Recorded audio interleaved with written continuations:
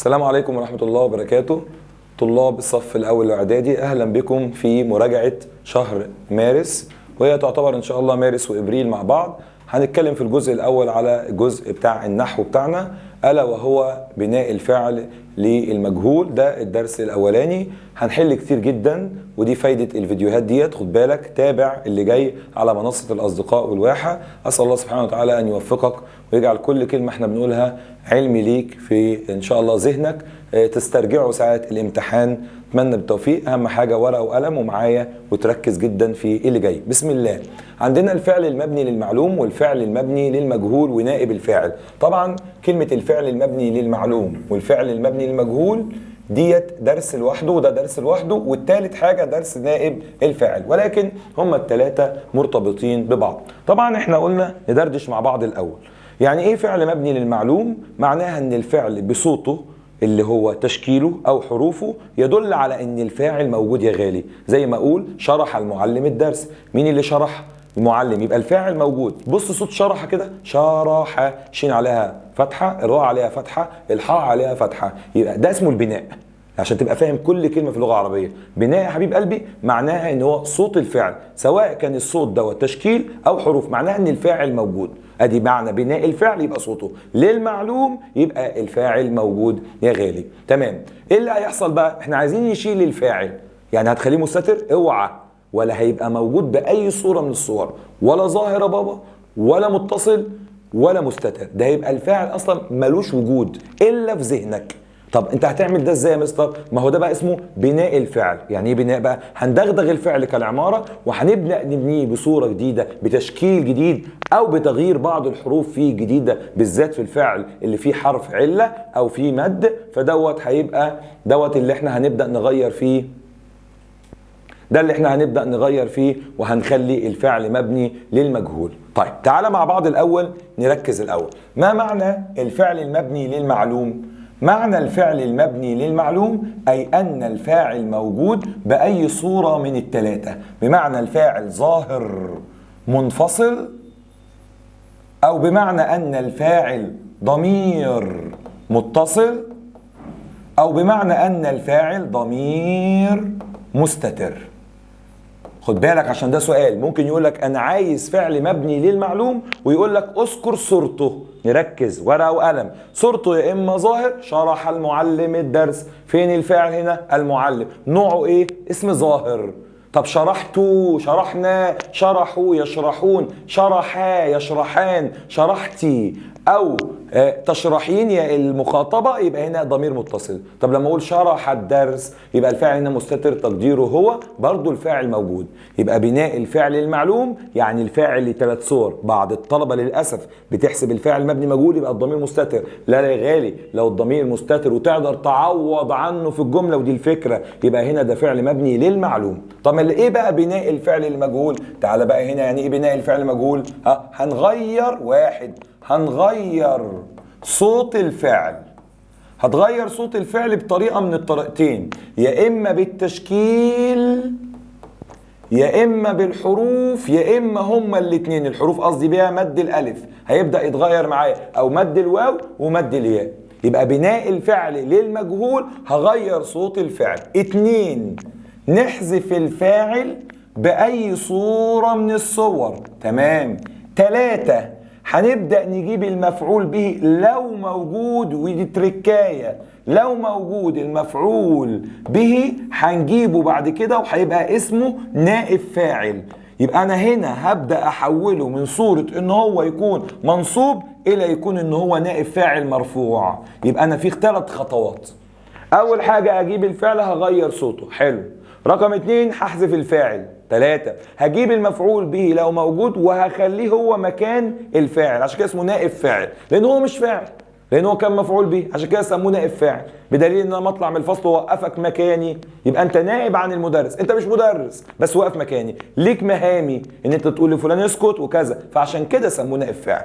طب خد بالك، نائب الفاعل بيكون مرفوع والمفعول به بيكون منصوب، يبقى انا بحول من منصوب الى مرفوع، ودي طبعا خطوات مهمه جدا. تعال معايا كده نقرا الموجود. الفعل المبني للمعلوم بيكون الفاعل موجود في الجمله، قلنا بصور 3.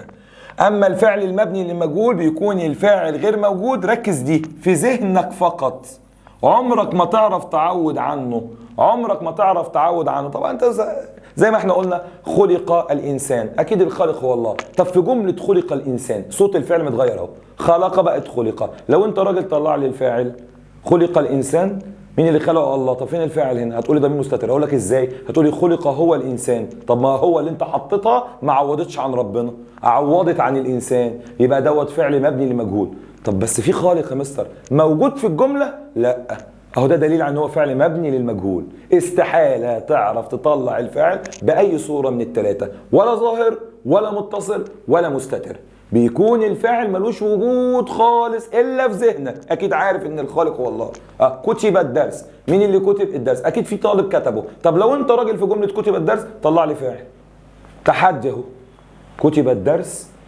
انا بتكلم على الجمله المكتوبه قدام عينيك، مش بقول لك على تخيلك. كتب الدرس، كتب هو الدرس، بس هو قاعد على الدرس، يبقى كده فعلا صح. مفيش فاعل غير في ذهني يا مستر. ادي الفعل المبني مجهول، صوت الفعل حكم عليه بكده يا غالي. طيب بناء الفعل الماضي للمجهول، يبقى احنا تعالى بقى يعلمك ازاي تبني للمجهول. هبني للمجهول ازاي؟ واحد، هغير صوت الفعل، ادي واحد هغير صوت الفعل. اتنين، هحذف الفاعل. تلاتة، هجيب المفعول به يقعد مكان الفاعل واحوله من صورة نصب لصورة رفع. كتب محمد الدرس، كتب فعل ماضي مبني على الفتح، محمد فاعل مرفوع بالضمة، الدرس مفعول به منصوب بالفتحة. تعال بقى واحدة واحدة. الخطوة الأولى كتب بقت إيه؟ كتب. طب يا مستر عايز اتعلم ورقه وقلم وهقول لك كل الاحوال بتاعه المبني. درسك بقى في المنصه بهدوء وبالراحه، كل الافكار. كتب، يبقى انا غيرت صوت الفعل من كتب بقت كتب. حذفت محمد الدرس بقت الدرس، وبقى ده نائب فاعل مرفوع بالضمه لانه مفرد. طيب في افكار تانية؟ تعالى معايا اهي الافكار. اكرم الاب الضيف، ابني للمجهول، ده مبني للمعلوم. فين صورة الفاعل؟ الاب، صورة الفاعل ظاهر. اكرم الصوت الطبيعي، اكرم الاب الضيف، ابني للمجهول. اغير صوت الفعل. اول طريقة لتغيير صوت الفعل ضم وكسر ما قبل الاخر، ضم وكسر ما قبل الاخر. ضم، اكرم بقت ايه؟ اكرم. شلت الفاعل اللي هو الاب، مين جه مكانه؟ الضيف اللي هو المفعول به، حولته من حالة النصب لحالة الرفع، ويبقى الضيف اسمه يا غالي نائب فاعل، ودايما بيكون مرفوع. طبعا ده مفرد هيبقى مرفوع بالضمه. تعال معايا. دعا المدير الطالبين للحفل. هنا الافكار بقى. دعا بقت ايه؟ بقت دعية. غيرت الصوت. اول حاجه المدير ده اللي دعا اشيله خالص. الطالبين ده المفعول به هخليها نائب فاعل. طب الطالبين دي منصوبه بالياء ارفعها بالالف، يبقى الطالبان نائب فاعل، بس دوت يا غالي مرفوع بالالف، مرفوع بالالف. بنى المهندس المنزل، هتبقى ايه بقى؟ يلا معايا. بنى ضم واكسر تبقى بنيه. مين اللي بنى المهندس؟ ابني المجهول. هشيل المهندس 3 خطوات، اجيب المفعول لو موجود، يبقى المنزل بنيه فعل ماضي مبني للمجهول. المنزل نائب فاعل مرفوع وعلامه رفعه الضمه لانه مفرد. حفظ التلميذ القصيده بقت حفظت. فيها فكره بقى هنا، ركز. حفظ هغيره حفظ. طب التلميذ ده مذكر والقصيدة مؤنثة. لما اجي اغير، لا انا همشي على نائب الفعل الجديد، بقت حفظت القصيدة. ما ينفعش اقول حفظ القصيدة. مثال تاني، لما اقول مثلا كتب الولد الدرس بقت كتب الدرس. طب لما اقول رسم الولد الرسمة هتبقى رسمت الرسمة، لان الرسمة مؤنثة. يبقى انا بخلي الفعل المبني للمجهول مذكر ومؤنث حسب المفعول به اللي جاي، حسب نائب الفاعل اللي جاي. قرأ التلميذ الدرس بقت قرئ. كل واحده من دي فيها فكره، ورقه وقلم واكتب. هنا رسم الهمزه قرأ بقت قرئ عامله ازاي؟ مفيش مثال من دول الا ما وراه فكره معينه، والامثله كتير.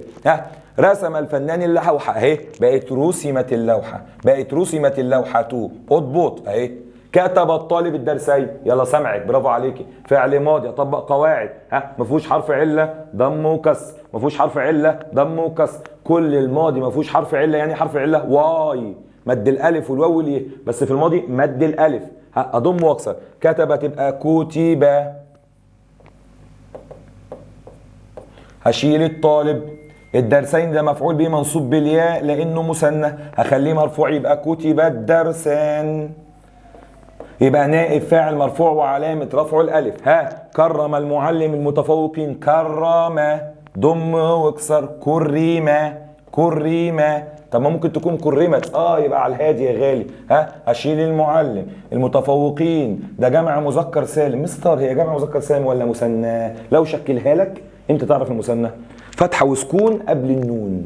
لو فتحة وسكون قبل النون يبقى مثنى. طب لو هو ما حطش اي تشكيل، اكيد كرم المعلم المتفوقين يعني مجموعة، ده الاصح. طب البنت التلميذة الشاطرة هتقولي هكتب الاثنين، هقول ان هو مثنى وجمع مذكر سالم. ممتازة، ولكن انا همشي على الاشهر ان هو يبقى جمع. يبقى جمع مذكر سالم بيتنصب بالياء بيترفع بالواو، يبقى كرم المتفوقون. كرم المتفوقون. اللي بعده يا مستر. عينيا. نيجي بقى للفعل الأجوف. نيجي للفعل الأجوف. يبقى احنا عندنا، نركز كده تاني، رقم 1 الفعل لو صحيح هعمل ايه؟ هضم أوله واكسر ما قبل آخره. ندي مثال. زرع بقت زريعة. طب لو الفعل بقى بيقولوا عليه معتل، يعني فيه حرف علة مد الألف، تيجي نعمل الخريطة كده اللي احنا كنا حافظينها. خد بالك، كل مد الألف هيتحول ليه ما عدا لو الفعل 4 حروف مد الألف رقم 2. حافظينها، برافو عليكم. 4 في 2 في الرياضة ب8، في العربي بواو. في العربي بواو.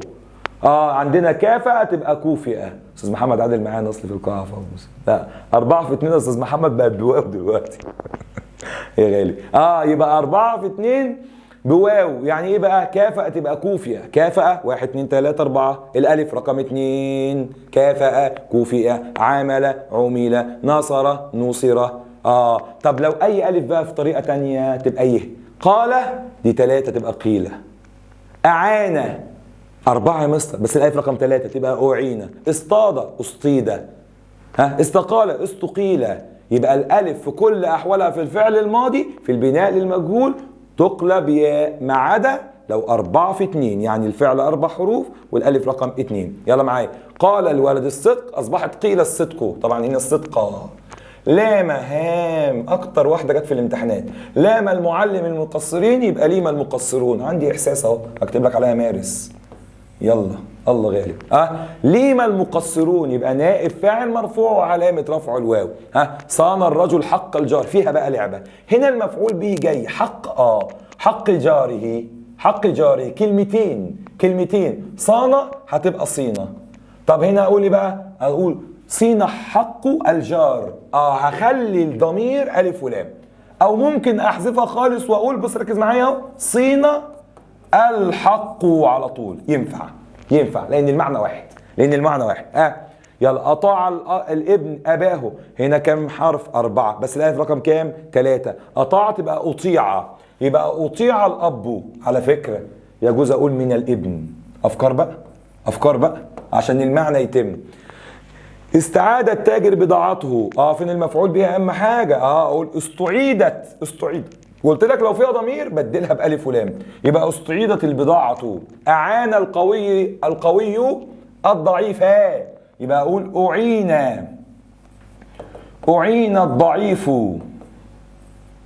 أعين الضعيف. ممكن أقول من القوي لو عايز. أعاد الكاتب الكتاب. الطالب الكتابين. أغير صوت الفاعل، إما تشكيل إما حروف. رقم 2 أشيل الفاعل لو موجود. رقم 3 المفعول يبقى نائب فاعل مرفوع. اوعى تنسى العلامة. أعاد هتبقى أعيد. جبتها ازاي يا مستر؟ تاني قاعدة الألف مع الفعل الماضي في كل أحواله تقلب ياء ما عدا 4 في 2 بواو. هتيجي دلوقتي. أعيد الكتابين. لا يا مستر الكتابان. سمعك، برافو عليك. سمعك شاطرة، اللي بتجاوب معايا ممتازة. اللي بعده الفعل الماضي الرباعي. إذا كانت الألف يبقى 4 في 2 بتساوي واو. اهي شاهد ناقش قاتل كافأ عاتب كافأ عالج عاقب. شاهد الجمهور المباراة. يلا تحلي معايا. برافو عليكي. هقول شاهد يا مستر تبقى شوهدت. عملتي ايه؟ غيرتها الواو. طب فين الفاعل؟ لا اشيله يا مستر. اوعى تغلط الغلطة دي. المباراة بقت المباراة. بقى اسمه ايه؟ نائب فاعل مرفوع. حسب يا مستر. هنا الضمة نخلي دي جدول. ناقش الطلاب المعلمين. اشيل واغير. ناقش بقت نوقش. المعلمين بقت المعلمون. جمع مذكر سالم يرفع بالواو يبقى نائب فاعل مرفوع بالواو. اللي بعده قاتل جيشنا المعتدين يبقى قوتل المعتدون. نائب فاعل مرفوع بالواو. كافأت الدولة المتفوقين. كوفئ المتفوقين. طب هنا كافأت ليه بالت؟ عشان الدولة مؤنثة. طب لما اشيلها هيجي المتفوقين مذكر يبقى اشيل الت معاها يبقى كوفئ المتفوقون. نائب فاعل مرفوع بالواو. عاتب المعلم المقصرين. بص اهو فتحه وسكون قبل النون. فتحه وسكون قبل النون يبقى ده مثنى. هو اول ما يحط لك الفتحه دي اعرف ان هو مثنى. هنا هيحاسبك بقى. لو هو عاتب المعلم المقصرين وانت قلت لي المقصرون غلط. لازم المقصران لان هو عاطيك دليل ان هي مثنى. طب ايه دليل المثنى اهو؟ دليل المثنى. دليل المثنى فتحه وسكون قبل النون او النون مكسوره. بص بقى معايا اهو. التلميذين. التلميذين. بص اهو فتحه وسكون قبل النون. النون مكسوره. اي علامه من الثلاثه دول يبقى ده مثنى. اي علامه من الثلاثه دول مثنى. مستر بس هي تلميذين اصلا مثنى مستر. خلاص حاضر اهو. كده كلمه المهندسين اهي تتقرا ايه يا غالي؟ هتتقرا يا مستر المهندسين وتتقرا المهندسين. برافو عليك صح. طب انا امتى اعرف يا مستر؟ اهو فتحه وسكون قبل النون يبقى ده مثنى. نونه مكسوره. نونه مكسوره يبقى ده مثنى وانا مغمض. طب امتى اعرف ان هو جمع بقى؟ يا اما يحط لك كسره اكتبها هنا يا اما يحط لك كسره من غير سكون قبل النون يا اما نونه مفتوحه. يبقى الكلمه لو عايز اتاكد ان هي جمع مذكر سالم ليها علامتين ولو هي مثنى ليها 3 علامات. هنا طبعا هو حاطط لي ايه يا غالي؟ حاطط لي فتحه يبقى هنا المقصران نائب فاعل يبقى مرفوع بالالف لانه مثنى. كافأ المعلم هام مارس. تاني واحده مارس اهي. كافأ المعلم ذا الخلق. اول حاجه غير الفعل. كافأ في مد الف. مد الالف يتغير. كافأ 4 في 2 بواو يبقى كوفئ. كوفئ. هنا اشيل المعلم يا مستر. فين المفعول به؟ ذا من الاسماء الخمسه تترفع بالايه؟ انا ناسي. الاسماء الخمسه في كلمه واي رفع واو نصب الف جر وياء يبقى الرفع بالايه؟ بالواو يبقى كوفئ ذو الخلق. تيجي وراه دايما مضاف ايه؟ اليه يبقى كوفئ ذو الخلق. عالج الطبيب المريض. عالج تبقى عولج. المريضة تبقى المريض. تبقى المريض. هنا مرفوع بالايه؟ بالواو. هنا مرفوع بالايه؟ بالضمه. عاقب الوزير الفاسدين. عاقب تبقى ايه؟ عوقب. عوقب. احفظ الاصوات هتجي لك في القطعه دي اكثر مهاره. في صعب في مهارات. اكثر مهاره لدى الطالب. مين اشطر واحد عندك يا مستر؟ اللي بيعرف يطلع الفعل المبني المجهول من القطعه. طب والمهاره دي اكتسبها ازاي؟ بالحل الكتير. وده انك سماعه كويس قوي للموضوع. وانا بقرا الاقي في القطع عوقب ليمه قيل عرف ولد. ده في الماضي كله مضارع جايه. يبقى عوقب الفاسدين تبقى الفاسدون. البنت الشاطره هتكتب الفاسدون والفاسدان. طب لو انا عايز اتاكد يبقى الفاسدون هي الاصح. تمام. هيبدا بقى يكلمك في اللي بعده. هيقول لك بقى لو الفعل الماضي خماسي وسداسي وفي الف في الاول. اكتشف بقت اكتشف. اكتشف العلماء البترول بقت اكتشف البترول. تمام. استخدم المهندس الحاسوب بقت استخدم الحاسوب. ده نائب فاعل. هنا الاثنين مرفوعين بالايه؟ بالضمه. بسم الله. لو الفعل الماضي مبدوء بتاء زائده بضم اول واكسر ما قبل اخره. اهو تقدم تقدم جديده. دي هام دي برضو فيها صوت. فيها هام لاوائل الطلبه شاطره. تقدم تقدم. اللي بعديها تعلم تعلم. هنا بقت الجنود وهنا فن الملاحة. يلا بينا بسم الله نشتغل بقى على كله. حفظ فيك مد؟ لا، يبقى ضم وكسر. حفظ الطالب النص، اشيل الطالب بقت حفظ. شكلها له في الامتحان، انا ما باخدش درس عشان خاطر ايه ما اعرفش ايه اشكلها. حفظ هو عايز ايه؟ بناء الفعل وبين نائب الفعل. ماشي. النص هتبقى النص. نائب فاعل مرفوع علامة رفعه الضمة لأنه مفرد. بين نائب الفعل يبقى نص. قال الرجل الحقيقة في مد ألف. في مد ألف أحفظ القواعد. كل المد في الماضي يقلب ياء ما عدا 2 في 4 بحرف الواو.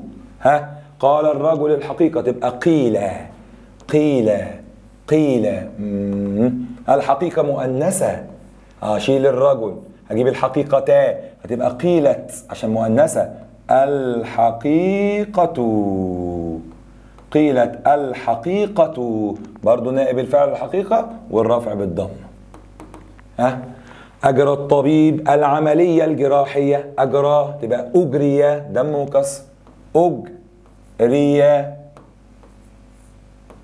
بس كلمة العملية يا مستر مؤنثة يبقى أجريت. العملية النعت بتاعها الجراحية. عرفت منين ان هو نعت؟ معرفتين ألف ولام وألف ولام تنقلب نكرتين. عملية جراحية فيما طابق النعت المنعوت. يلا بينا هنا فيما طابق النعت المنعوت. ماشي نراجع. الاتنين معرفة، الاتنين مفرد، الاتنين مرفوع، والاتنين مؤنث. تقول اللي موجود. كتب خالد الدرس. مع السلامة يا خالد. ولا يا كتب أغير صوتك. كتب. هنا الدرس بقت الدرس. أكرم الناس المخلص. شيل الناس. أكرم أكرم ضم وكسر. أكرم المخلص. عاتب المعلم المقصرين. في مد ألف. أول ما الاقي مد ألف هقف شوية. عاتب 4 حروف. مد الألف رقم 2. 4 في 2 بواب يبقى عوتيب من غير ما تعد. مثلا حفظت برافو عليك. المقصرين يبقى المقصرون. رسم الفنان اللوحتين. مع السلامة يا الفنان. رسم تبقى رسيما. هنا اللوحتين تبقى اللوحتان. جدعة شاطرة سمعتك. مستر انت عندك ايه؟ رسمة دي المفروض تبقى رسمت يا مستر. عينيا نمسحها خالص حقك عليا. رسمت اللوحتان. عاقب المعلم المهملة. 4 حروف. مد الألف رقم 2 تبقى عوقب المهمل. أفاق الرجل النائمين. أفاق فوقهم. أفاق هنا الألف رقم كام؟ 3. لا بيه عادي يبقى أفيق النائمون. كافأ المدير المتفوقين. شيل المدير يبقى كوفئ المتفوقون. برافو عليك سمعك. أعان الوزير محدود الدخل. أعان تبقى أعين. فيها فكرة؟ كلمة محدودي الدخل. ركز بسم الله. هنا يا غالي لما باجي اضيف في المثنى وجمع المذكر السالم اللي مضاف اليه بتحذف النون. عندي كلمة معلمون مالها؟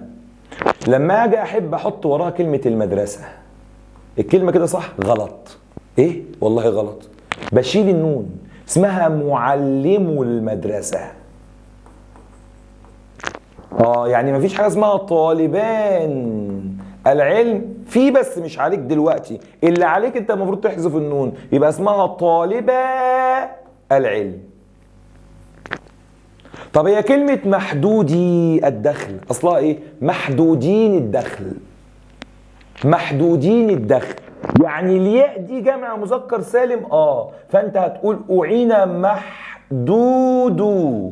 ايه يا مستر ده عربي؟ والله عربي. يبقى هنا أعين محدود الدخل اللي هي محدودون. جميلة الفكرة. كرم المعلم ذا، خلاص شاطر. كرم ذا يبقى كرم ذو الخلق. بناء الفعل المضارع للمجهول. يلا بينا. الفكرة ان المضارع في بنائه للمجهول ملوش غير صورتين. تالتة اعدادي حافظاها كويس قوي. ضم وفتح وضم والف، ضم وفتح وضم والف، ملوش غير صورتين. يعني المضارع صور كتيرة. المضارع عندك لو هو صحيح كتب كتب. طب لو هو صحيح برضه، هو صحيح اهو، شد. في ضم وكسر وفي ضم بس. شد ضمت بس. طب تعالى بقى لو الماضي فيه الف، قال لك لو الالف رقم، لو الفعل 3 حروف والالف رقم 2 قال قيل. رقم 3 لو الفعل 4 حروف وفي مد الف، قال لك ساعات بتبقى رقم 2 وساعات بتبقى رقم 3. لو هي رقم 2 تبقى واو، طب لو هي رقم 3 تبقى ياء. طب لو الفعل كان خماسي وسداسي وفي مد الف، قال لك تتقلب ياء. يبقى كام حاله؟ 7 وفي اكتر 7. اما المضارع غلبان يقول لك انا عكس الماضي في كله. انت عملت ايه في الماضي؟ قلت له في الماضي انا ضميت وكسرت قبل الاخر، ده في الماضي، وضميت وقلبت الالف ليه او واو. قال انا عكسه في كله. قلت لك ازاي؟ قال لي بقى انا ضم وفتح قبل الاخر. انا بقى المضارع انا فيا واو يه اصلا، اقلبها لي الف يا ابن اللذينه. يبقى الماضي الالف بتتقلب يه وواو. طب المضارع الواو واليه تتقلب الف. مش فاهم؟ مثال حبيب قلبي، المثال ده مفتاح لكل حاجه، الفهم والحل وكل حاجه. المثال بسم الله. يشكر الانسان الله. يشكر الانسان الله. الله مفعول به. اول حاجه هغير صوت الفعل للمضارع. خيبه بقى من بعض الناس للاسف، اول ما اقول له يشكر الانسان او يشكر الانسان الله يقول لي شكر الله. يا على المصيبه يا مستر. صح اللي هو اعطيك ماضي، فاكرها؟ اديك بسط تديني بسط، اديك بريزنت تديني بريزنت. حته اللي احنا قعدنا نسمعها مع بعض. اوعى في الامتحان تغير موجود. قال لك يقول تقول له يقال، قال لك قال تقول له قيل، مش يقول لك يقول تقول له قيل. تاني الحته دي يا مستر، اعطاني مضارع اديله مضارع، اعطاني ماضي اديله ماضي. لا يبنى للمجهول الامر يا غالي، لا يبنى للمجهول. اعطاني نضيف اسلمه نضيف. يشكر الانسان الله يبقى يشكر الله. 2 يشرح المعلم الدرسين. يشرح تبقى ايه؟ يشرح ضم وفتح، طول ما فيش واو الف ضم وفتح. يشرح هغير الدرسين تبقى الدرسان نائب فاعل مرفوع بالالف. يا مستر هقول له شرح الدرسان، يا يديك نص الدرجه يا راحه الدرجه مع السلامه. يهمل الكسول واجباته تبقى تهمل. طب ليه؟ لان الواجبات في ميل مؤنثه، ما ينفعش اقول يهمل. تهمل الواجبات، واي ضمير بيتحول لالف ولام. يحترم الناس، يا اكتر جمله جت في الامتحانات. يحترم الناس ذا الخلق يبقى يحترم بالراحه. بسم الله. يحترم ذو الخلق. غيره يكرم اولها يو تخدع. يثبت الله الذين امنوا. فاكر لما قلت لك غلطنا فيها؟ يثبتوا. لا انا لازم اسمع الفتح. يثبت ده مبني للمعلوم، يثبت مبني خد بالك وانت بتنطق لفوق مبني للمجهول، لكسر لتحت مبني للمعلوم. يكرم المعلم المتفوقين هتبقى يكرم. يا غالي ورقه وقلم معايا. يكرم المتفوقون. يلا بينا نحل مع بعض تدريبات. يلا بينا نحل مع بعض. حدد الفعل المبني للمجهول، ده سؤال، ونائب الفعل في ماله. كتب الدرس جاي متشكل في الامتحان، هيبقى هنا عندي الفعل المبني للمجهول كلمة كتب، ونائب الفاعل يبقى كتب اهو، ونائب الفعل هو الدرس، ويبقى نائب فاعل مرفوع بالضمه. بني المنزل يبقى الفعل بني والمنزل ده الفعل نائب الفاعل. ها، ترفع الرايه، ترفع رايه، يبقى ده الفعل المبني لمجهول في صوره المضارع ورايه نائب الفاعل. استخرج البترول، يبقى استخرج ده الفعل المبني للمجهول والبترول ده نائب الفاعل. حدد نائب الفاعل فيما يلي، يبقى عايز نائب الفاعل بس وعايز معاه علامه الاعراب. زرعت حديقه المدرسه، زرعت حديقته، يبقى نائب الفاعل كلمه حديقه وعلامه الرفع هي الضم. هو قال لي اضبط ولا العلامه؟ لا، يبقى العلامه لازم اكتبها. لو قال لي اضبط يبقى احطها كده. شوهدت المباراة، يبقى هنا عندي نائب الفاعل المباراة ويبقى نائب فاعل بالضمة. عندي تنظم الصفوف، يبقى الصفوف وهنا الضمة. يعرف المجرمون بسيماهم فيؤخذ بالنواصي والأقدام. يعرف المجرمون، يبقى هنا يعرف المجرمون ويبقى نائب فاعل مرفوع بالواو. لو قال لي اضبطه بحط تحتها كده خطين. قال الناس الحق، ابني للمجهول يبقى قيل الحق. يحترم الناس المتواضع، يبقى يحترم وشكلها له يحترم المتواضع. تكرم الدولة المتفوقين، يبقى يكرم المتفوقون. باع التاجر القطن، يبقى بيع القطن. كرم المعلم ذا العلم، يبقى كرم ذو العلم. حفظ الطالب القصيدة، يبقى حفظت القصيدة.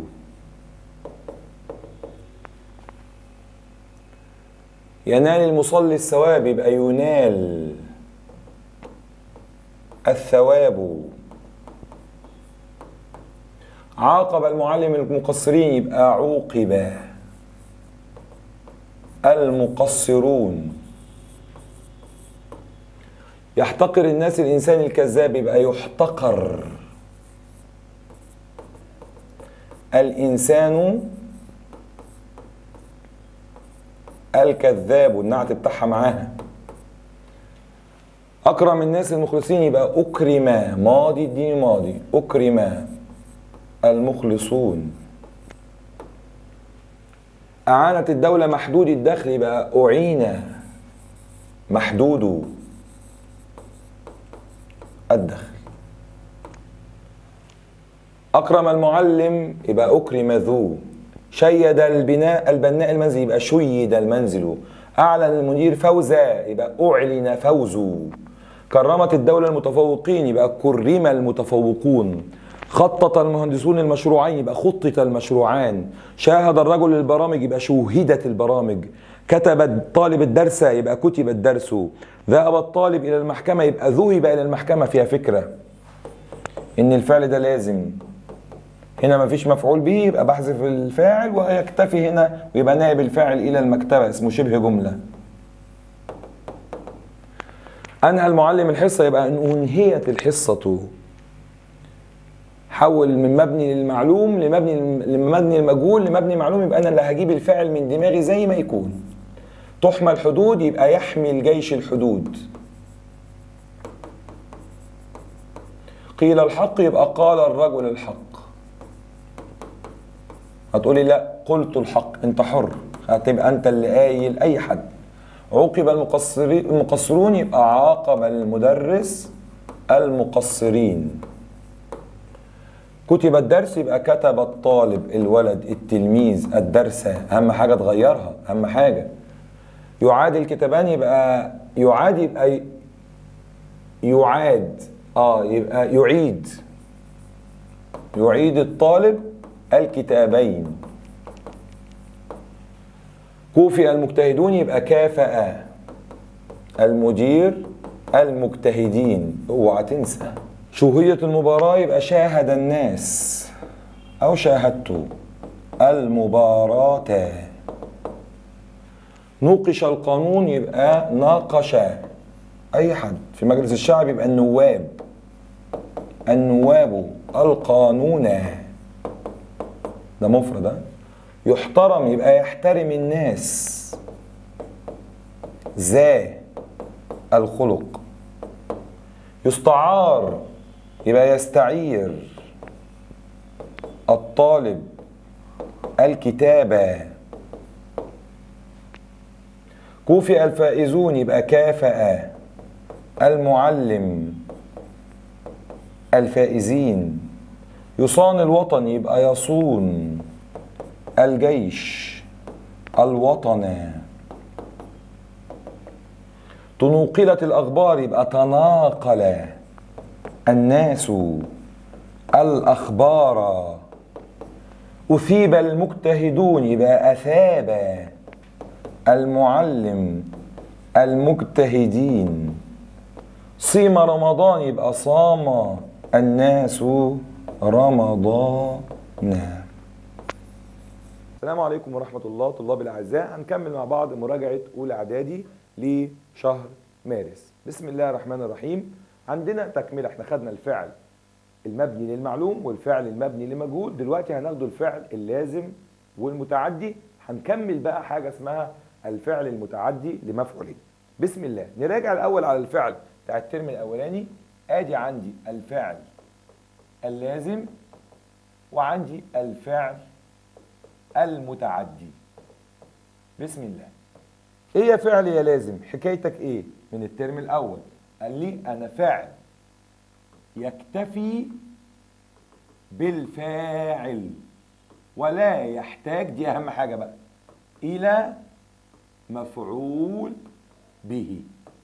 طيب يجي طالب شاطر يسألني يقول لي طب افرض ظهر في الجملة مفعول لأجله مش به، برضو لازم.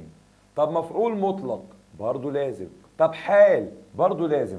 اذا القصة كلها يا مستر هو في المفعول به. برافو عليك، القصة كلها في المفعول به. طيب يبقى اذا عكسه على طول الفعل المتعدي هو الذي يحتاج لمفعول به. هنا الجديد بقى او اكثر. ايه ده؟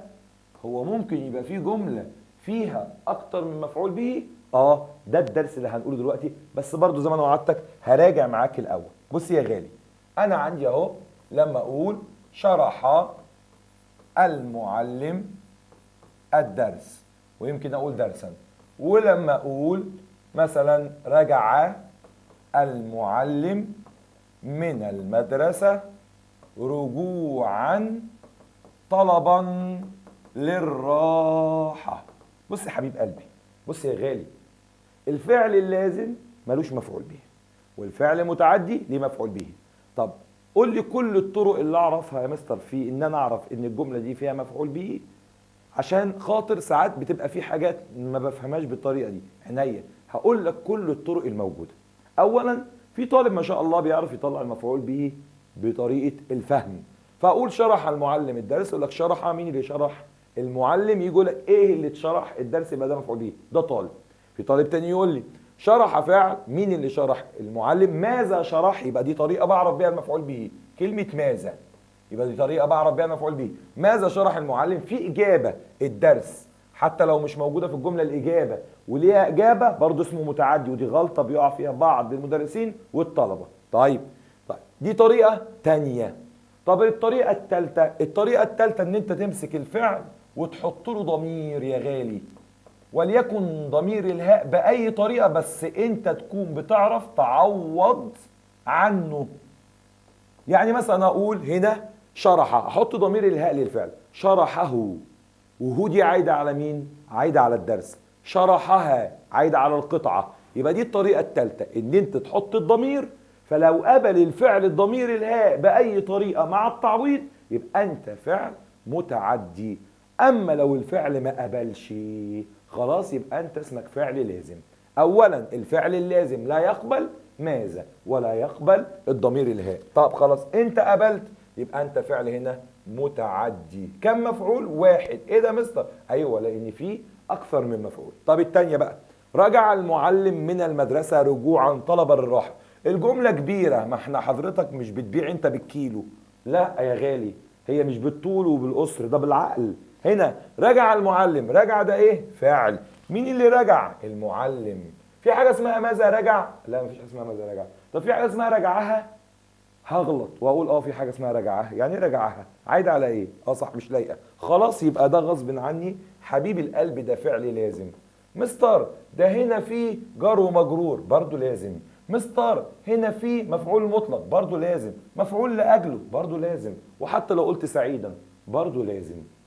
كده فهمت يا مستر.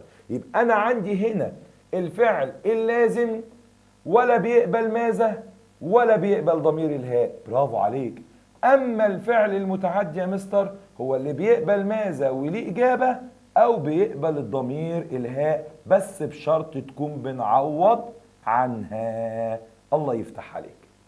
طيب ايه الجديد يا مستر؟ الجديد جميل، الجديد لذيذ. يلا بينا يلا بينا. النحو قصه وحكايه. طبعا انا قلت الفعل المتعدي هو الفعل اللي بيحتاج مفعول به او اكثر. ايه قصة اكثر دي بقى يا مستر؟ ده الدرس بتاعنا. مجموعة من الافعال بتحتاج 2 مفعول به. مجموعة من الافعال بتحتاج 2 مفعول به، عشان كده اسمها افعال تنصب مفعولين. انت بتعرف اسم كان واسم ان منين؟ حافظهم يا مستر.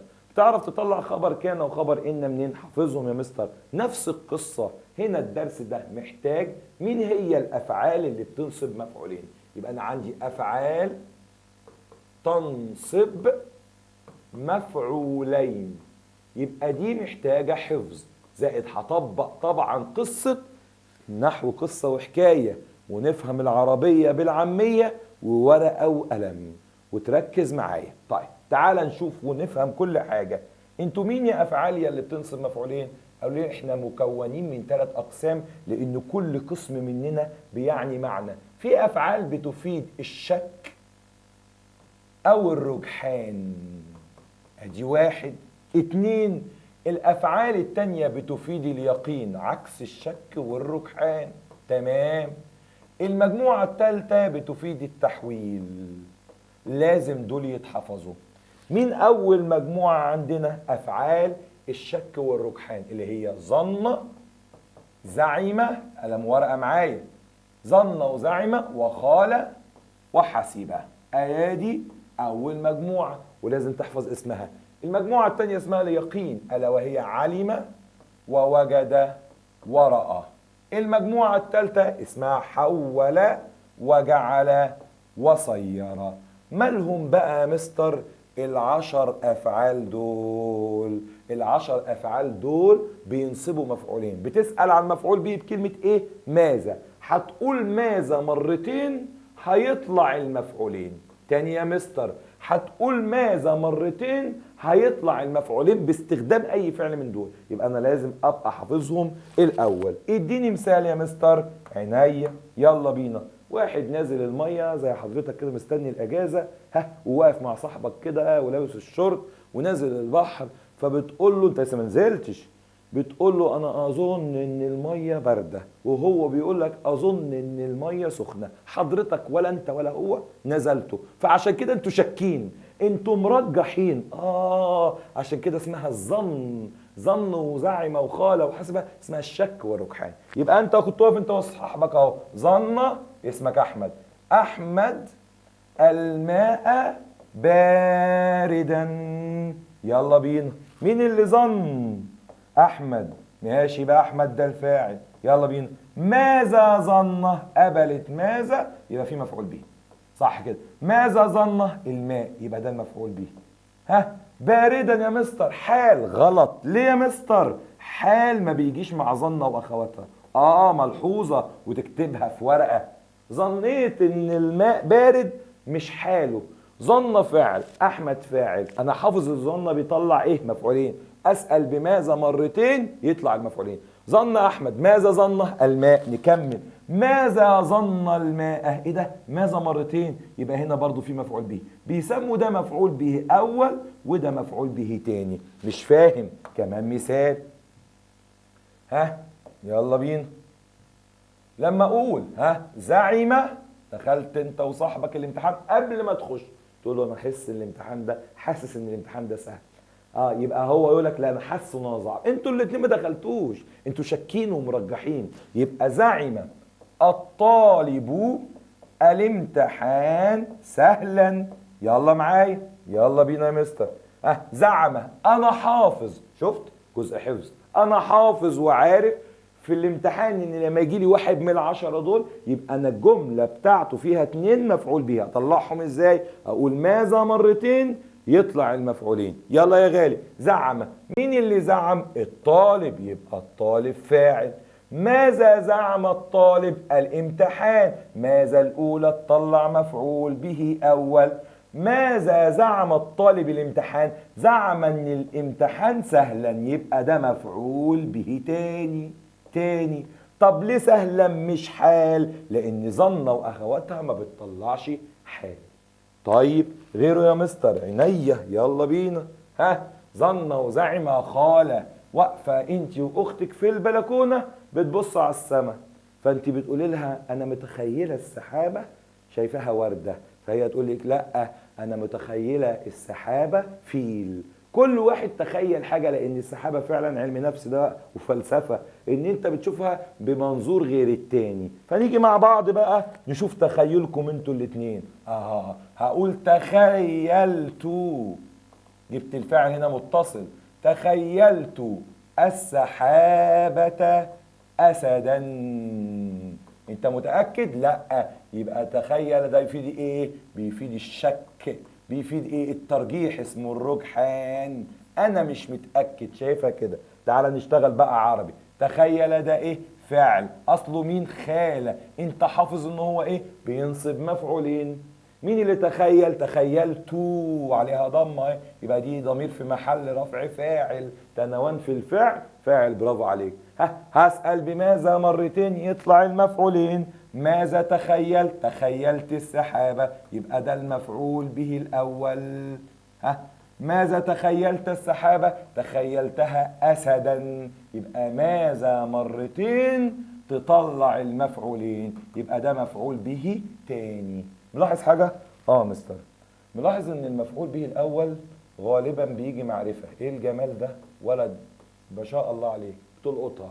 طب ايه؟ وملاحظ ان المفعول به تاني بيكون نكرة. تيجي بنتي شاطرة بقى، ده انا ملاحظة ان المفعولين ممكن يعملوا لي جملة اسمية لوحدهم. ايه الشطارة دي؟ ممتازة.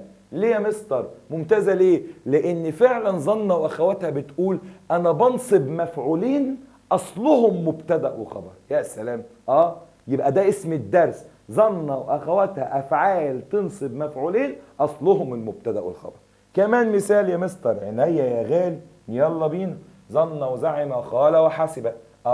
تعال نقول الاطفال. هدخلها لك جوه جمله اسميه اهو. كل مثال ليه فكره عندنا، كل مثال ليه فكره، ما بكتبش مثال زي التاني. الاطفال يحسبون. يحسبون ايه؟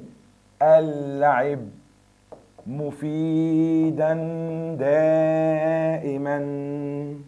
يلا بينا.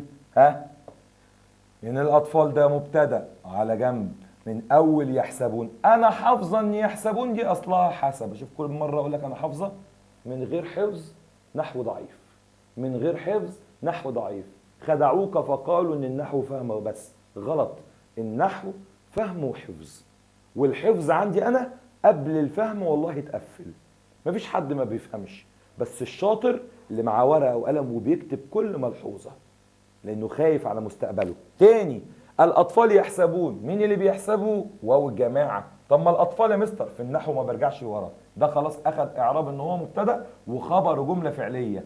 طلبه كتير بتغلط يقول لك مين اللي بيحسب الاطفال؟ ما انا عارف ان هم الاطفال، بس في العربي لا، ما برجعش لورا لان الفعل لا يسبق الفعل في اللغه العربيه. يبقى يحسبون واو الجماعه هنا هي اللي فاعل. يا حبيب قلبي يلا معايا. يحسب من اللي بتنصب مفعولين. اسال بماذا مرتين. ماذا يحسب الاولاد؟ يحسب اللعب، يبقى ده المفعول به الاول. ماذا يحسب اللعب مفيدا، يبقى دوت المفعول به الثاني. وصلت يا مستر. طيب ايه الافعال اللي بعديها؟ يلا يا غالي. عندي بعد كده بتفيد اليقين. يلا بينا نشوف بقى ايه الافعال اللي تفيد اليقين. عندنا رقم 2 اليقين. يعني اليقين يعني متأكد. متأكد زي ايه يا مستر؟ زي علمت العلم مفيدا. هنا ما فيهاش شك. يجيلك في الامتحان خد بالك، اوعى تقول له ظننته، شكيت ان العلم مفيد؟ لا طبعا مفيد طبعا، انا عارفك بتقول في نفسك لا. طيب يبقى انا عندي هنا علمت، فين الفعل بينصب مفعولين؟ علم. مين اللي علمه؟ انا، يبقى ده الفاعل جاي ضمير مستتر. اشتغل بقى، اكرر ماذا مرتين يطلع المفعولين. ماذا علمت؟ العلم مفعول به أول. ماذا علمت العلم؟ مفيدا مفعول به ثاني. طبعا هنا منصوب بالفتحة وهنا منصوب بالفتحة.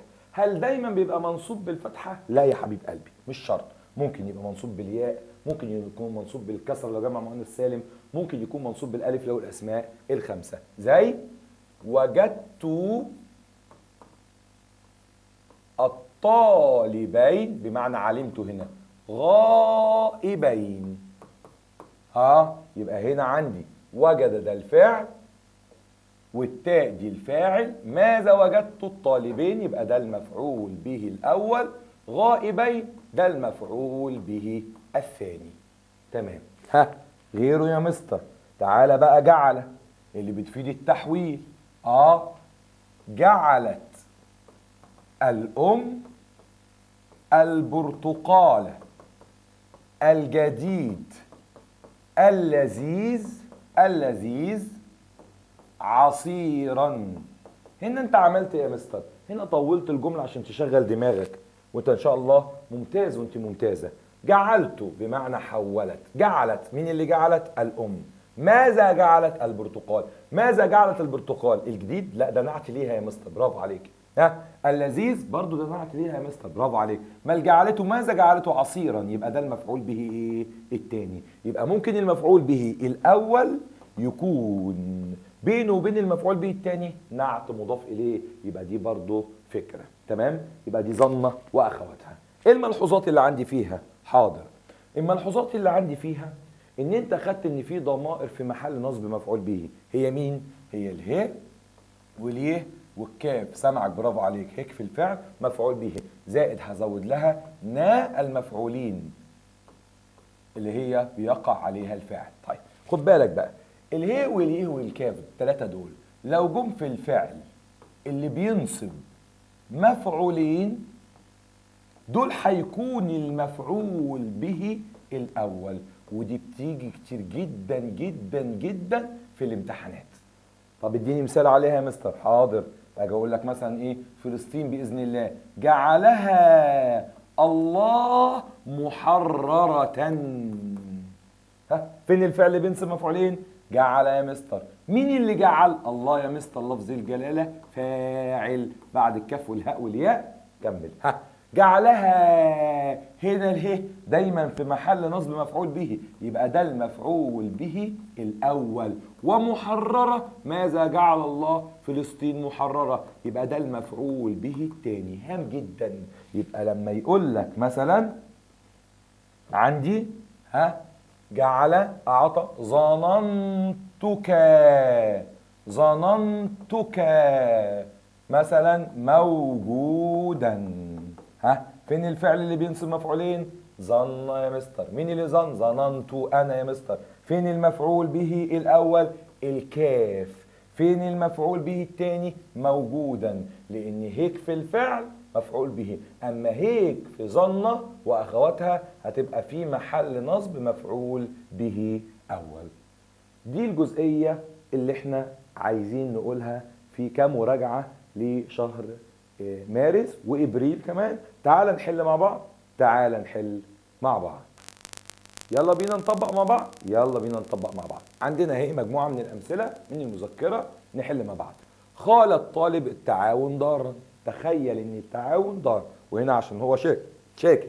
يلا مع بعض. عندي الفعل اللي بينصب مفعولين كلمة خالة. مين اللي خال؟ الطالب، يبقى ده الفاعل. ماذا خال الطالب؟ التعاون، يبقى ده مفعول به أول. ماذا خال التعاون؟ ضارا، يبقى ده مفعول به ثاني. تمام. يبقى أنا عندي هنا أدي خالة وأدي التعاون لو قال يضبط، وأدي ضارا ده المفعول به الأول وأدي المفعول به الثاني. كمان مثال، جعلت أمي أي حولت. مين اللي جعلت؟ أمي، يبقى ده الفاعل تحت كذا خط أهو. ماذا جعلت أمي؟ الدقيق مفعول به أول. ماذا جعلت الدقيق كعكا، يبقى ده المفعول به تاني، وكررها مرتين. ظننت ايه وظننته ايه، جعلت ايه وجعلته ايه، تحولها مرتين. وجدت الشارع مزدحما، فين الفعل؟ وجد. فين الفاعل؟ التاء. فين المفعول به الاول؟ الشارع. فين المفعول به تاني؟ مزدحما. وجدت اباك ذا، مهمه دي بقى. وجد ادي الفعل يا غالي. مين اللي وجد؟ انا. وجدت اباك ذا. ماذا وجدت اباك؟ ماذا وجدت اباك ذا. هنا بقى المفعول به الاول والثاني منصوبين وعلامه نصبهم الالف، الاثنين منصوبين بالالف. علمت ذا العلم مقدرا، مين اللي علم؟ انا، التاء. علمت ماذا؟ ذا العلم. ذا العلم اخد ذا بس، يبقى ده مفعول به اول منصوب وعلامه نصبه الالف لانه من الاسماء الخمسه. ذا العلم، العلم مضاف اليه، ما تحطش ورا بعض على طول، بالعقل اسال بماذا، مش الاولى والثانيه. لازم اركز واقرا. ماذا علمت ذا العلم مقدرا، يبقى مقدرا ده المفعول به الثاني. اجعل او اجعل، هنا فعل امر طبعا عشان هنا الالف ما فيهاش همزه، يبقى دوت فعل امر. اجعل انت. ماذا اجعل؟ اجعل البرتقال بمعنى حول، حول البرتقال الى عصير، يبقى ده مفعول به اول، مفعول به ثاني. خال الطالب الدرس صعبا، تخيل شك لسه ما حلش عليه، طبعا ما يحل ويفهم ويركز في الحصه ان شاء الله يكون سهل. خال فعل، مين اللي خال؟ الطالب. ماذا خال الدرس؟ يبقى ده مفعول به اول، صعبا ده المفعول به الثاني. ظننت النجم قريبا، بعد كده لما درست العلوم عرفت بقى ان المسافه شاسعه، يبقى ظن ده الفعل والتاء دي الفاعل والنجم مفعول به اول وقريبا مفعول به ثاني. حسبت الفتيات نشيطات. مين اللي حسب؟ انا اللي حسبت. ماذا حسبت؟ الفتيات، فيها تركايه بقى، نشيطات. هنا مفعول به اول ومفعول به تاني، بس هنا منصوب بالكسره ودي علامه فرعيه لانه جمع مؤنث سالم. علمتك، دي بقى الملحوظه اللي احنا قلناها في الاخر، ان ممكن يكون المفعول به الاول ضمير متصل. علم ده الفعل، مين اللي علم؟ انا. علمت انا. فين المفعول به الاول؟ الكاف بالراحه، ادي الكاف مفعول به اول، يبقى متفوقا ديت مفعول به ثاني. يلا مع بعض نكمل، يلا بينا. رأيت محمدا قادما، خد بالك بيقول لك لما يكون الفعل رأى بمعنى شاهد او ابصر، شفت، قال لك دي بتنصب مفعول به واحد، هام جدا الملحوظه دي. اما لو بمعنى علم، بمعنى يعني علم ده اللي هو رأي وممكن تكون تخيل، دي بتنصب مفعولين. تعالى مع بعض كده. رأيت محمدا قادما، لا دي رأى هنا بصرية، يعني بعينيا، يعني شفته. خد بالك بقى هنا يبقى رأيت ادي فعل وفاعل. محمدا ده هيبقى مفعول به بس، مفعول به منصوب بالفتحة. طب ما القادما ايه؟ حال يا غالي، حال منصوب بالفتحة. ليه يا مستر؟ لان هو هنا شافه جاي معنى ابصر. اما رأيت الصدق سبيل النجاة، هنا بمعنى علمت. مين اللي رأى؟ انا. ماذا رأيت الصدق؟ ماذا رأيته؟ سبيل، يبقى الصدق هنا دي مفعول به اول منصوب بالفتحة، وسبيل مفعول به ثاني منصوب بالفتحة. تاني الحتة دي يا مستر مهمة قوي. ايوه، يبقى لو علم بمعنى شاهد او ابصر بتطلع مفعول به واحد وممكن يجي معاه حال. اما الرأى اللي بتاعتنا، انا اسف، ايوه رأى بتاعتنا اللي هي بمعنى افعال اللي تنصب مفعولين لازم تيجي بمعنى علم. الفعل حسب، خد بالك منه، لو بمعنى عد الفلوس، حسب الرجل المال، لا تنصب مفعول به. اهو حسب الرجل النقود، يبقى الرجل هنا فاعل والنقود مفعول به، بس لا يوجد هنا مفعول به تاني، لان حسب هنا مش بمعنى شك، بمعنى عد الفلوس، قعد يعدها. خد بالك وجد بمعنى عثر على، برضه بتنصب مفعول واحد بس، زي وجد التلميذ القلم. وجد مش بمعنى هنا علما. وجدت الحق منتصرا، هنا علمت. اما وجدت القلم اي عثرت عليه، لا، يبقى هنا التلميذ فاعل والقلم مفعول به بس. طيب يلا بينا. ادي اول نموذج من الامتحانات اللي ممكن تجي لك. هيقول لك استخرج الافعال، بس هتيجي لك في قطعه بقى. استخرج الافعال التي تنصب مفعولين وحدد المفعولين، واحنا هنزود العلامات. بسم الله. هاجي اقول لنفسي هسأل بماذا مرتين، هيطلع المفعولين. يلا، فين الفعل بينصب مفعولين؟ ظن. ظننت. ماذا ظننت؟ الشمس. ماذا ظننت الشمس؟ مشرقة.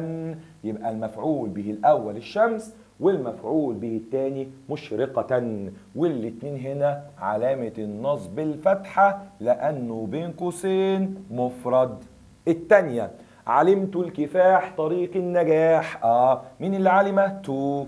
ماذا علمت؟ الكفاح. ماذا علمت الكفاح؟ طريق بس. يبقى كفاح مفعول به أول وطريق مفعول به تاني مفرد، يبقى بالفتحة. وممكن يقول لك صوب الخطأ. رأيت إخلاص العمل سبب التفوق. فين الفعل اللي بينصب مفعولين؟ رأى. بس خد بالك بقى، هنا رأى بمعنى شاف؟ لا، هنا رأى بمعنى علما. بمعنى علم، أو رأي يحتمل الصواب والخطأ، أو بمعنى تخيل، وهقولها لك برضو في معلومة. ماذا رأيت؟ إخلاص العمل. فين المفعول به الأول؟ الإخلاص. ماذا رأيت إخلاص العمل؟ سبب. هنا مش شرط المفعولين يجوا ورا بعض يا غالي، هنا المفعول به التاني كلمة سبب. ما للعمل إيه؟ نكرة ومعرفة مضاف إليه، وسبب التفوق برضو مضاف إليه. وجدت القراءة متعة العقل. فين الفعل؟ وجد. مين اللي وجده؟ أنا. ماذا وجدت القراءة؟ مفعول به أول. ماذا وجدت القراءة؟ متعة، يبقى مفعول به ثاني، وده جار ومجرور برضو هنا بالفتحة وبرضو هنا بالفتحة عشان مفرد. طيب، هي ليه ما قالش هنا رأيت إخلاص العمل سببا؟ حتة جميلة، عشان فيه مضاف إليه. ما لو كنت شلت التوفيق كنت هقول سببا كده. تمام؟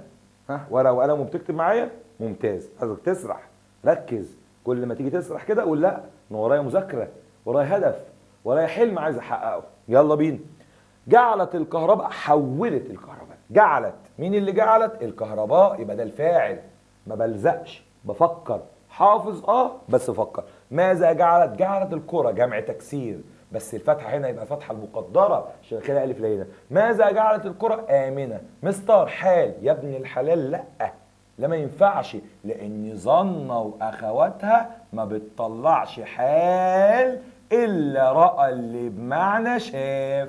رايت محمد قادما، هنا حال عشان بمعناها شاف. طيب، امنه يبقى ده مفعول به تاني منصوب بالفتحه.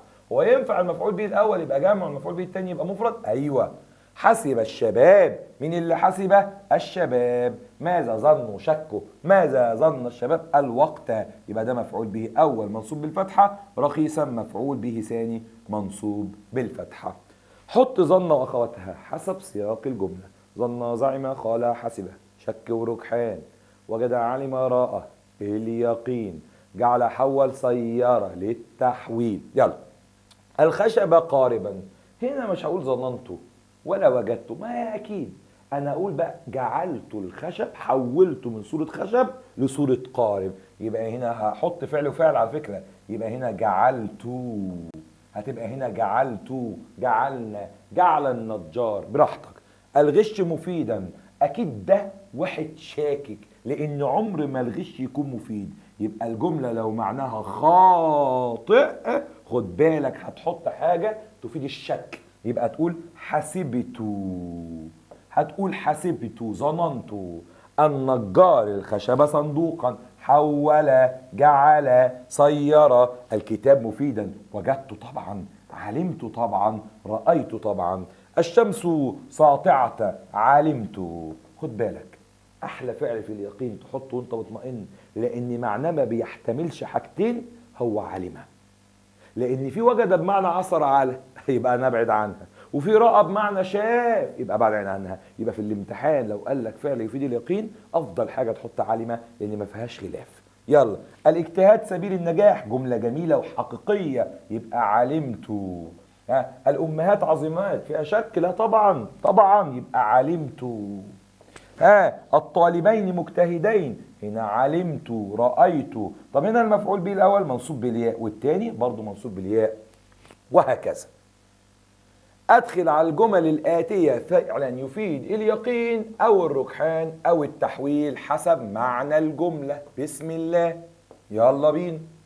الحق قوة. خد بالك بقى وأنا بنصب هنا هقول أهو، دي جملة جميلة. يبقى علمت الحق قوة. حليت الفاعل متصل، الحق مفعول به أول، قوة مفعول به تاني. المعلمون مخلصون، ده هنا مرفوع بالواو، ده جمع مذكر سالم. ها، رأيت. انصب، اوعى تنسى. المعلمين، ايوه برافو عليك، سمعك. مخلصين، سمعك ممتازة، صح كده، تمام. ها، الوفاء دليل على النبل، يبقى وجدت. ماشي، نغير. وجدت الوفاء مفرد يبقى منصوب. هنا دليل جايه نكره ما وراش مضاف اليه، يبقى دليلا، احلى، على النبل. طيب، الحق واضحا. نغير لون القلم شويه عشان تفوق معايا، يلا بينا. ها، الحق واضحا، يلا علمت. ها، الحق ماله واضحا، تنون. أبوك ذو مهمة، يبقى وجدت. ها، أباك ماله ذا. هنا أنت متفوق، جميلة الفكرة هنا. أقول لك علمتك متفوقا، جميل. أنت ذو مهارة، علمتك ذا مهارة. الطالبان كسولان، ظننت. هنا براحتك، ظننت الطالبين كسولين. الخشب أثاث، علمت أو حولت الخشب، خليها أحسن، صيرت الخشب أثاثا، تمام. الأمهات رحمات مع الضبط، يبقى علمت مهمة، يبقى نحط لها بقى لون تاني. بسم الله، علمت. يلا، الأمهات رحيمات، مفعول به منصوب بالكسرة. السؤال اللي بعديه بقى، احذف ظنة. هنا بقى بدل ما احذف ظنة النصابة تمشي كله يترفع، بس وانا بحذف ظنة هنحذف ظنة زائد الفاعل بتاعها، ورجع كله مرفوع، ورجع كله مرفوع، يا بالضمة يا بالواو يا بالالف، هرجع كله. وجدت الشارع مزدحما، يبقى الشارع مزدحم. يسيبها كده، احط ضمتين. علمت الكلام عنوانا، يبقى الكلام عنوان على صاحبه. رأيت الوفاء دليلا، يبقى الوفاء دليل، برافو عليك. البشر متهورين، يبقى البشر متهورون. مستر عايز اغير المعنى، ممكن جنبها هقول البشر مثلا متأنيون، عايز عكس كلمة متهورين لان هنا بيشك، فانا ممكن اغير المعنى. وجدت السفر مفيدا، يبقى السفر مفيد. علمتك مهمة، كاف، يبقى أنت صادق. وجدتكم أنتم محافظون. رأيت المسلمين متحدين، يبقى المسلمون متحدون. ظننت الطالبين، يبقى الطالبان مقصران، عشان كده اسمهم مفعولين، أصلهم المبتدأ والخبر، تمام. صوب الخطأ. ظن الأعداء المصريون، لا ده مفعول به، يبقى المصريين لأنه مفعول به منصوب. وجدت الاجتهاد سبيل، الاجتهاد، لا الاجتهاد مفعول به منصوب بالفتحة. علمتكم مخلصون، لا يا حبيب القلب مخلصين. زعم زياد صديقاه، لا صديقيه. صديقيه ناجحين. جعل الناجح العلم طريق، لا طريقا، طريقا تتنصب، هامة دي، هام جدا، طريقا، وهكذا نفس الأفكار.